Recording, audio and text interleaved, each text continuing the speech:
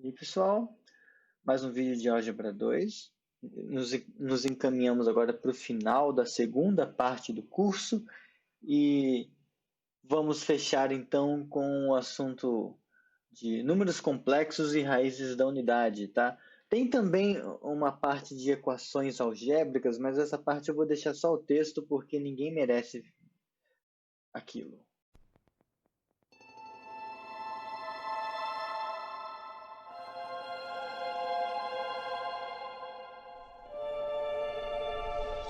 Então, pessoal, muito disso aqui é só é só para relembrar, né? Dado que a gente já trabalhou um pouco com números complexos ao longo do curso. Vocês já viram isso no início do curso, em alguma matéria anterior, certamente, tá? Mas a gente só vai dar uns passinhos além e ver algumas coisas de modo um pouco mais formal, tá? Só para embasar isso, tá? Sobre os números complexos. Então, o que a gente já sabe da escola, né? É que o número complexo é uma coisa da forma A mais BI, onde A e B são números reais, e esse I, a princípio, é um símbolo artificial que não tem uma natureza real, no sentido de que é da reta real. E aí, as operações que a gente define para esses números aqui são assim, né? A soma, a gente soma coisinhas, somando coordenada a coordenada, em que sentido, né? Você tem um A mais BI e um C mais DI, você soma o que não tem I com o que não tem I, quase como se fosse polinômio, né? A com C você soma, e o B com o D você soma. E aí deixa juntinho aqui com o I. Então, dados dois números complexos, a soma deles dá um número complexo. Esse é prova, esse é comutativo, associativo, todas as coisas que já sabemos, né? Bom, aí a multiplicação, que é definida dessa forma, aqui, ela é diferente da multiplicação coordenada a coordenada que a gente imaginaria que seria o natural a fazer, mas o legal dela é que quando você faz dessa forma, você ganha isso aqui. I ao quadrado é igual a menos 1. Você ganha a raiz quadrada, digamos assim, de um número negativo, em certo sentido. É o que você passa a ter o direito de considerar. Claro que não é exatamente uma raiz quadrada no sentido clássico do termo, porque a raiz quadrada, quando a gente define, ela é obrigatoriamente um número positivo, né? E aqui em C, isso vale ser destacado, diferente de R, né? C não admite uma ordem compatível. Isso é um exercício que está na primeira lista de exercícios, que se você tem um anel, uma relação de ordem estrita nesse anel, que essa relação é compatível de um jeito esperto com a ordem. O que eu falei? Não, eu falei o contrário, né? A relação de ordem é compatível com as operações algébricas do anel, do corpo, no sentido de que vale uma noção de monotonicidade. Então, se você tem um cara que é um anel que tem uma ordem assim, em particular, você nunca vai poder ter um cara que satisfaz isso. Então, os complexos não tem como você colocar uma ordem, então não tem como que seja compatível com as operações. Então, é um pouco mais delicado você operar aqui do que na reta real. Tá? Ok. Agora, algebricamente, essa descrição que a gente faz aqui, ela tá só, ela sintetiza, em certo sentido, o que seria esse quociente aqui. Tá? Porque esse quociente, quando você pega o anel de polinômios com coeficientes reais e uma determinada quocienta pelo ideal gerado por esse polinômio, isso aqui é exatamente o conjunto dos números complexos. Tá? Por quê? Vejamos. A gente só precisa checar algumas coisas para se convencer disso aqui. Bom, o x ao quadrado mais 1, esse polinômio, não tem raiz em R.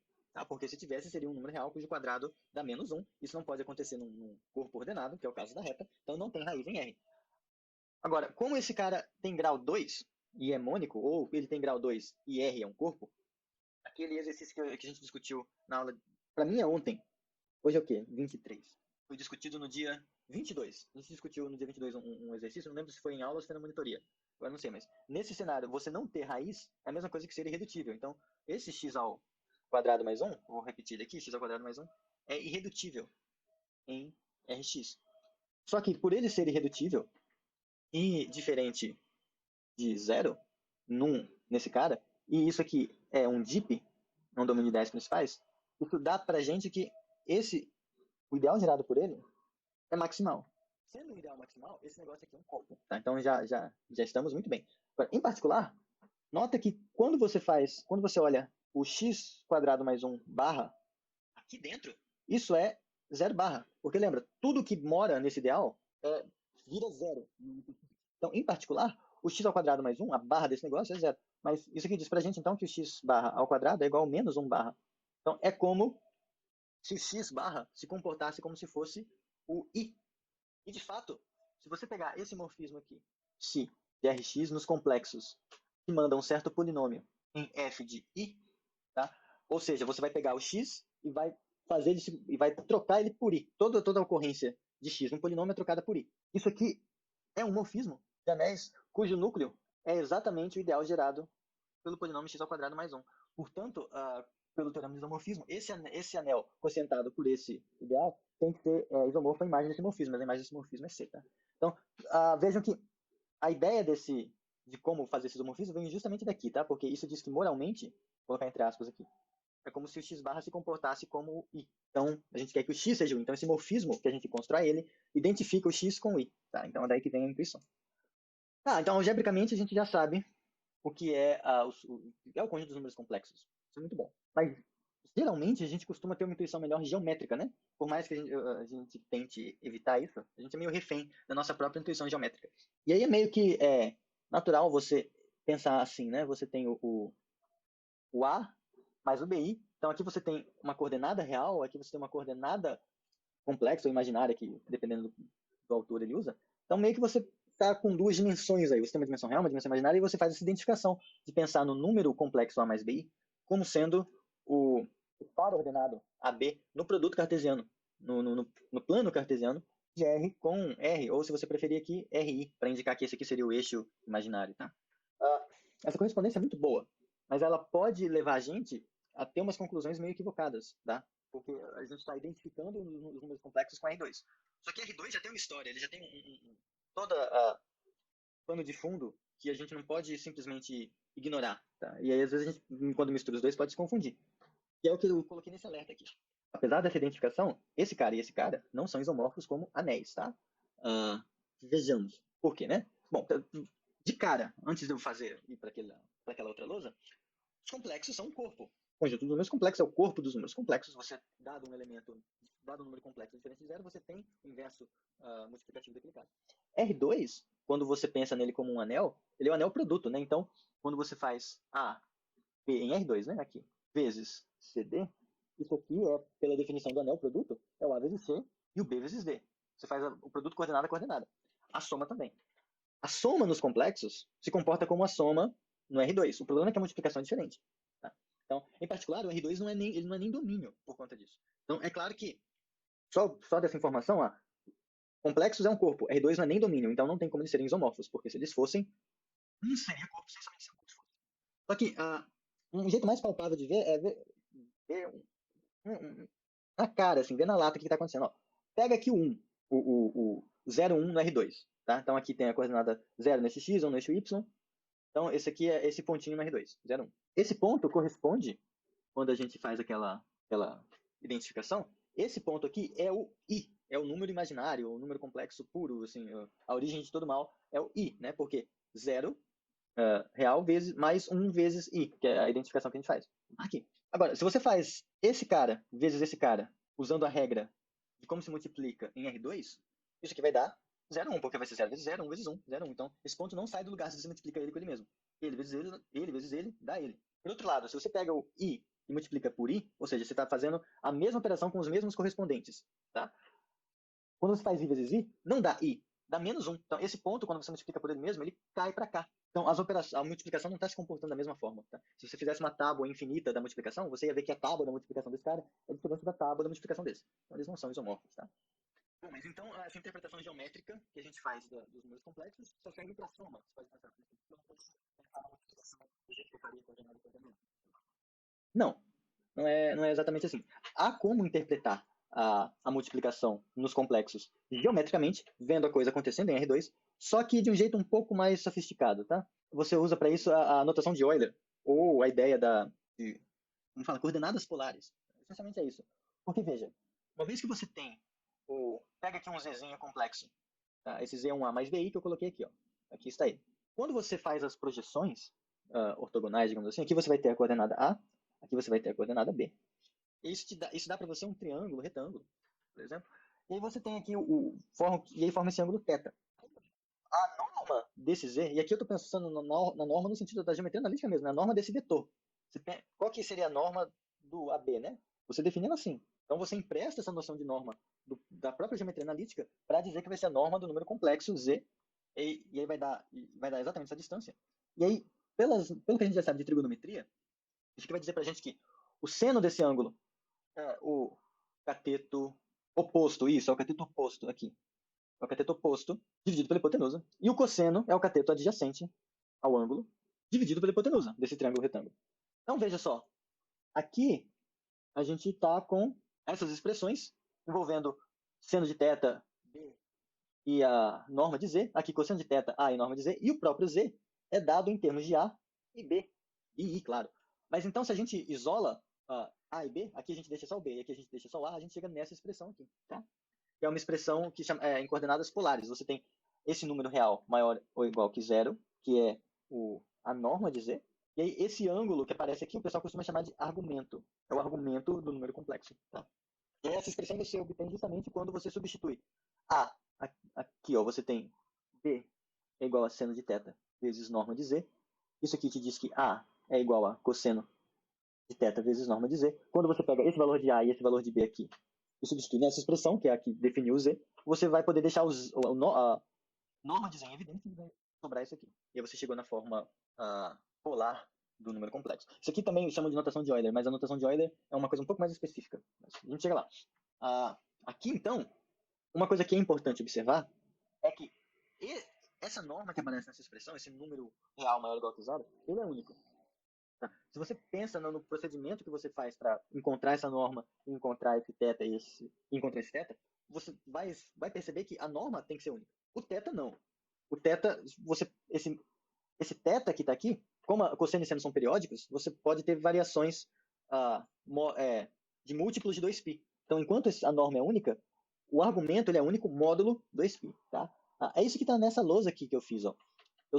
A gente supõe, então a gente pega um R maior ou igual que zero e um x, e aí pega esse número complexo, e supõe que ele é igual a um outro número complexo, onde esse R' também é maior ou igual que zero, e esse x' aqui é um outro número real. Você vai trabalhando com as coisas, isolando as coisas certas, e aí quando você faz usa como chama? Aquela relação fundamental da trigonometria, você vai chegar invariavelmente nessa conclusão, de que R ao quadrado é igual a R' ao quadrado. Mas então, as normas, os valores absolutos desses números são iguais. Como ambos são maiores ou iguais que zero, chega à conclusão de que esses dois são iguais. E como, por sua vez, como eles são iguais, você cancela eles de todos os lados aqui, você vai ter que cosseno de x é igual a cosseno de x' e seno de x é igual a seno de x'. Mas isso só acontece se a diferença entre esses dois caras for um múltiplo de 2π, tá? Um múltiplo inteiro. Então, é essencialmente isso que você faz para você dar conta dessa unicidade da norma e da unicidade módulo 2π do argumento de número complexo. O legal disso é que agora um jeito geométrico de interpretar a multiplicação muito prático, assim, é muito intuitivo. Você pega aqui dois números complexos, z e z', e já deixei aqui na forma em coordenadas polares deles. Se agora você multiplica esses dois, vai ser você multiplicar essa expressão por essa. E aí fica z, módulo de z, ou norma de z, perdão, vezes norma de z', e aí essa expressão vezes essa expressão aqui. Agora, isso aqui vira isso aqui. E esse, quando você fizer quando você fizer a distributiva aqui, fizer o jogo de sinal do i ao quadrado virar menos e tal, isso vai ficar cosseno de θ mais θ'. E claro, vai ter que usar também as fórmulas trigonométricas, mas enfim, Wikipedia está aí para isso. Fica com essa expressão. Só para mencionar, né, por que vale esse? Tá nas notas de aula, eu coloquei numa nota de rodapé lá. Mas veja, não é difícil se convencer de que para um número complexo z qualquer, a norma do z é a mesma coisa que você pegar um número complexo z e multiplicar pelo seu conjugado. Por que isso, né? Você pega z igual a mais bi. Se você fizer z vezes z barra, isso aqui é você pegar o a mais bi, multiplicar pelo a menos bi. Só que isso vai ser igual a ao quadrado menos bi ao quadrado. E aqui isso vai ficar... aqui eu falei abobrinha, né? Eu falei uma abobrinha gigante aqui. Esse negócio ao quadrado.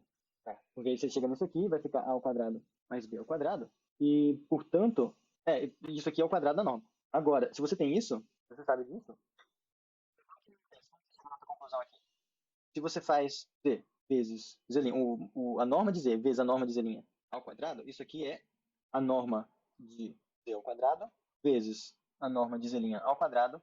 Por sua vez, esse cara é z vezes o conjugado de z, esse outro é o z' vezes o conjugado de z'. Só que agora a gente pode brincar com isso aqui, trocar. Significa Z vezes Z', e aqui o conjugado do Z vezes o conjugado do Z', mas a conjugação é um morfismo de anéis, então isso aqui vai entrar. Vai ficar o conjugado do Z vezes Z', e isso é o quadrado da norma do Z vezes Z'. Mas aí você tira a raiz dos dois lados, como são números positivos de qualquer forma, você vai chegar na igualdade que suposta, tá? Então tinha um errinho aqui que eu vou até corrigir na nota de aula, esqueci de colocar esse quadrado. Pois bem, então, o que isso aqui está falando pra gente, né? Para você multiplicar, então, dois números complexos, você tem um número complexo aqui, um número complexo aqui, a multiplicação deles vai ser dada da seguinte maneira. Você vai pegar a norma desse número complexo, digamos que esse aqui é o Z, esse aqui é o Z'. Então, você vai pegar a norma do número complexo com a norma desse outro número complexo, vai multiplicar elas. Então, vai dar uma dilatada, possivelmente. E aí, esse ângulo, θ' e esse ângulo θ, aqui, você vai somar eles. Então, o resultado do número complexo vai ser que você obtém quando você pega esse ângulo, soma com esse, então vai dar um negócio aqui assim. Esse que eu peguei vai dar uma coisa para cá. O modo que eu fiz praticamente vai dar uma coisa aqui, ó. Esse ângulo somado com esse vai dar um ângulo que tá mais ou menos assim. E aí você pega esse número, o comprimento desse vetor, multiplica pelo comprimento desse vetor, e aí vai ser onde você vai marcar ele aqui em algum lugar. Claro, isso depende da... Assim, é um desenho arbitrário. Não é um desenho como esse aqui que eu fiz, mas a ideia é essa, você multiplica as normas. Isso apareceu, se você parar para pensar, nesse desenho aqui, ó. O I está aqui com um ângulo reto, né? Quando você multiplicou ele por ele mesmo, você somou os ângulos. Então ele ficou com um ângulo agora de 180 graus. Por sua vez, a norma desse cara é 1. A norma desse cara aqui ainda é 1. Tá? Então é essencialmente isso. Tá? Só que esse aqui é um exemplo visualmente mais simples do que você pegar um de normas doidas. Mas a coisa é assim que funciona. Bom, mas já temos uma interpretação geométrica, legal, mas falta um pouco de praticidade. E aí que entra Euler. Ele entra aqui. Mas antes, só mencionar, é uma fórmula importante que merece ser mencionada, do de Moivre, acho que é assim, não sei, de Moivre, não sei a pronúncia correta, que é essencialmente é consequência natural dessa interpretação geométrica da multiplicação. Você pega um número complexo e eleva ele a n, aqui a princípio n natural, isso corresponde a você multiplicar a norma dele, que é esse número real maior ou igual que zero aqui, que aparece, você vai multiplicar ele por ele mesmo n vezes, então você vai elevar a n. Por sua vez, você vai somar esse ângulo consigo mesmo n vezes, então você vai ter isso. Daí, com um pouco de reflexão, dá para ver que essa fórmula, na verdade, vai valer para qualquer n inteiro. Tá? Isso é um dos exercícios da lista. Tá? Mas é uma fórmula importante que ela, de certa forma, ela aparece quando a gente for estudar as raízes da unidade, daqui a alguns minutinhos. Mas, enfim, como essa coisa aqui tem sempre esse formato, ó, você pega um número complexo na forma polar e vai ter esse formato aqui, né? Um número real, maior ou igual que zero, vezes cosseno de um ângulo, mais i vezes o seno do mesmo ângulo. É natural a gente falar, poxa, vamos denotar esse negócio aqui de um jeito esperto. Tá? E a notação que a gente usa é essa aqui. E elevado a ix igual, por definição, a cosseno de x mais i vezes seno de x. Eu coloquei aqui essa definição entre aspas, porque essa aqui é de fato, essa é a notação de Euler, porque não tem perigo se a gente adotar isso como uma definição, e aí esse e, que a princípio é o número de Euler mesmo, ele passa a ser só um símbolo, mas, como eu posso dizer, não é uma definição completamente artificial, tá? E aí uma pausa só para um pouco de história, análise complexa. Quando você vai definir o que significa o e elevado a x, aqui nos números reais, você pode definir isso como sendo o limite de uma coisa feia aqui, ou você define isso como sendo uma série de uma outra coisa aqui. Não importa agora.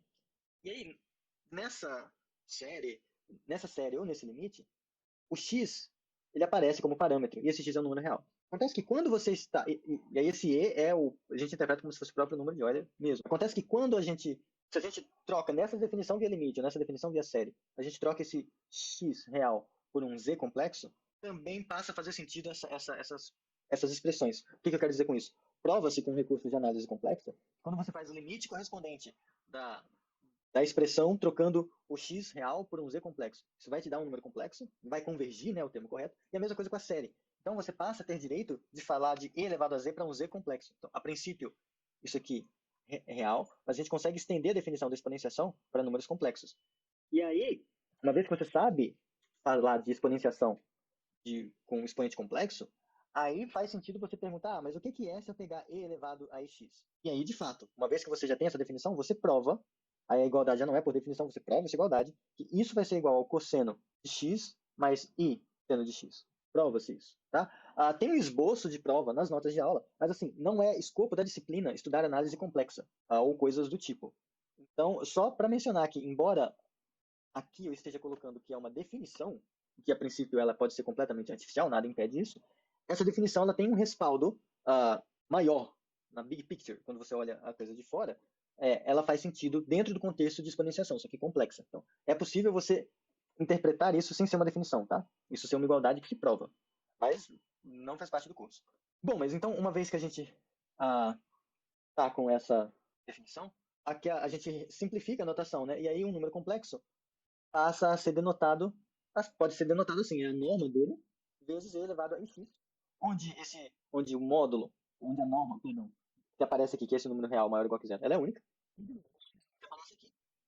De novo, é o mesmo argumento que aparecia antes, então ele é o único módulo 2π. Se você tem um x e troca por x mais 2π, vai dar a mesma coisa. Ou x mais 4π, 6π, múltiplos inteiros de 2π. Então, se a gente troca a gente reescreve aquela identidade da multiplicação, pega dois números complexos aqui e multiplica, o resultado dessa multiplicação vai ser você multiplicar essas partes reais que aparecem aqui, as normas, e você soma, aqui era para ser um y, perdão, e você soma esse cara com esse cara, mas aí você deixa em evidência e a coisa funciona assim. A notação condiz com as propriedades de potência, tá? Então a gente pode fazer isso sem medo. Finalmente a gente está pronto para falar das raízes da unidade. O que são essas coisas? Um número complexo, alfa, a gente diz que ele é uma raiz enésima da unidade, onde esse n aqui ele é um natural maior do que zero, tá? Eventualmente é bom fazer a distinção. Se esse alfa for raiz desse polinômio aqui, x elevado a n menos 1. Em outras palavras, você dizer que o alfa é raiz dessa coisa é exatamente você dizer que o alfa elevado a n é igual a 1. Bom, é claro que quem pensa essas coisas? Eu vou começar falando aqui que 1 é raiz enésima. Eu vou fazer a fácil e vou deixar essas fazerem as difíceis.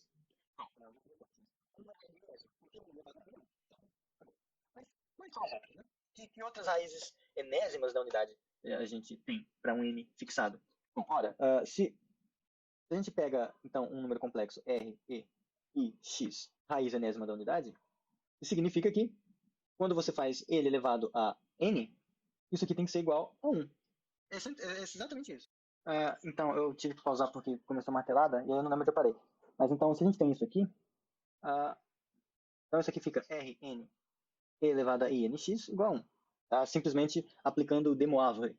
Tá? Porque você soma, você eleva esse cara a n, e aí você soma esse cara consigo mesmo n vezes. Você tem essa expressão. Agora, veja só. Se a gente tem isso aqui, então a primeira conclusão é que o R tem que ser igual a 1. Tá? Deixar vocês se convencerem disso, mas notem que, como isso aqui está dando 1, não pode ser o caso de que R é 0. Então R vai ter que ser diferente de 0. Se é diferente de 0, vai ter um inverso multiplicativo. Aí você pode fazer isso aqui, faz por indução, você descasca isso aqui, ó, Rn-1 vezes R-1 sobre R igual a 0. Para isso ser 0, então, ou esse é 0, que não pode acontecer, porque R em particular é um domínio, então isso aqui vai ter que ser 0. Bom, mas se isso é 0, então R ao quadrado vai ter que ser igual a 1, mas aí em R você já sabe quando que isso acontece. Pronto, resolvi para vocês. Mas tá, então R igual a 1. Então a gente chega nessa parte. Então, esse R, E e X é, na verdade, um E e X com E e NX igual a 1. Mas aí vamos ver de novo vamos abrir essa definição. Isso aqui significa você dizer que cosseno de nx mais i seno de nx é igual a 1. Ora, isso é, na verdade, 1 mais 0 vezes i. Então, isso aqui significa que o cosseno de nx tem que ser igual a 1 e o seno de nx tem que ser igual a 0. Só que, em geral, se a gente tem essa expressão, esse sistema aqui, cosseno de θ igual a 1 e seno de θ igual a 0, isso ocorre se somente se o θ ele é da forma k vezes 2π, para k pertencente aos inteiros. Tá? Porque as outras combinações, os outros arcos notáveis onde cosseno de θ é 1, o seno de θ não vai ser 0. A única interseção são nesses casos aqui. Mas então, trocando θ por nx, o que a gente chega à conclusão é, deixa eu colocar isso aqui, você chega aqui, nx precisa ser igual a k vezes 2π para algum k inteiro, mas quem a gente queria era x, né? Então, o x é igual a k vezes 2π dividido por n. Então, disso, a conclusão é que as raízes enésimas da unidade têm todas esse formatinho aqui, ó. Deixa eu ampliar aqui. Todas elas são desse formato.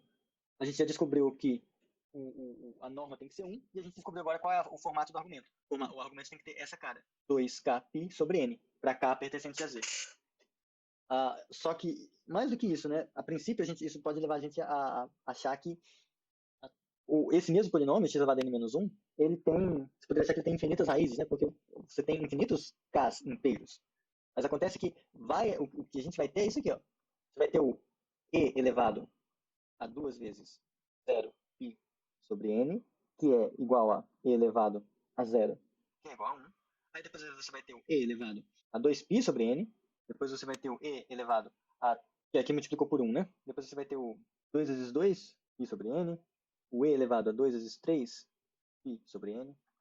Até chegar no e elevado a 2 vezes n menos 1 π sobre n. E aqui, claro, eu estou esquecendo o i, né? I. Você vai ter essas aqui. Então, você vai ter n raízes. Ó, começou do 0, foi para o 1, depois foi para o 2. Então, do 0 até o n menos 1, você tem n raízes. Porque depois disso, elas começam a repetir. Tá? O argumento algébrico está no texto, tá? Vou deixar vocês lerem lá. Mas, geometricamente, isso corresponde ao seguinte efeito. Eu não vou conseguir desenhar direitinho. Mas é isso aqui, ó. Aqui você está com a circunferência de raio 1. Tá? A circunferência de raio 1. Não ficou uma circunferência perfeita, mas... Enfim. As raízes enésimas da unidade, todas elas moram, para todo n que você pegar, elas moram nesse círculo aqui, elas estão aqui nesse círculo. Agora, uma vez que você fixa o n, deixa eu fixar n igual a 2 a princípio, você tem exatamente duas raízes. Você vai ter o 1 e menos 1. 1 e menos 1. Reais mesmo, números reais, que eles estão aqui no eixo real. Aqui o eixo complexo, ou imaginário, né? Agora, se você pega n igual a 3, eu vou até fazer com outra cor aqui. N igual a 3, então você está falando para a gente que uma das raízes da unidade vai ser o e elevado a 2 vezes 0 π sobre 3.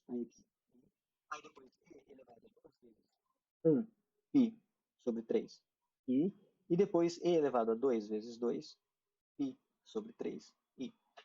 E aí, o que significa esse comportamento cíclico, né? Esse cara aqui é 1. É e elevado a 0 é 1. Então, agora a gente está com essa raiz aqui também. Agora, e elevado a 2π sobre 3 i vai ser o cara que está no ângulo de 2π sobre 3.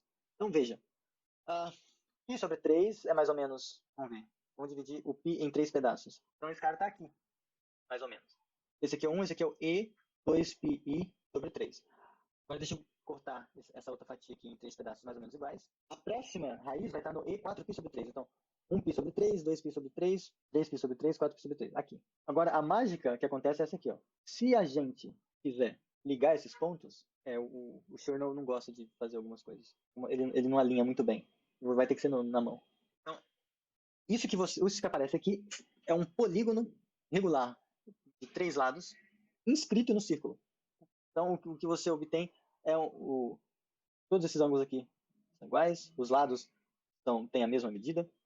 Tá? E aí, é claro, se você fizesse o próximo, se você fizesse e 2 vezes 3π sobre 3i, nota que o 3 ia cortar com 3, ia dar o e elevado a 2πi, mais 2π é a volta completa, chegou aqui de volta. Tá? Então, você vai dando essas voltas. Se for as raízes 4ésmas da unidade, n igual a 4, você vai ter um quadrado inscrito.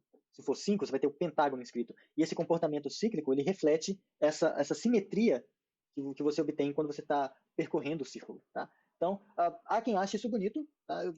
Enfim, a gente possivelmente vai voltar a estudar essas coisas de raízes da unidade quando a gente chegar na parte de extensões de córpus. Tem muitas que foram relacionadas a esse tipo de polinômio. Em algum momento a gente vai saber o que eu quis dizer com isso mesmo. É muito rico, assim. Pode parecer uma coisinha bobinha, mas tem muito pano pra manga, tá? Mas é isso. Pra aula dessa terça-feira, isso resume o conteúdo, tá? E o resto vocês vão ter nas notas de aula. Ok? Então é isso. Isso encerra a segunda parte do conteúdo. E na quinta-feira a gente já vai começar o próximo, finalmente em extensões de corpos. Até mais, pessoal.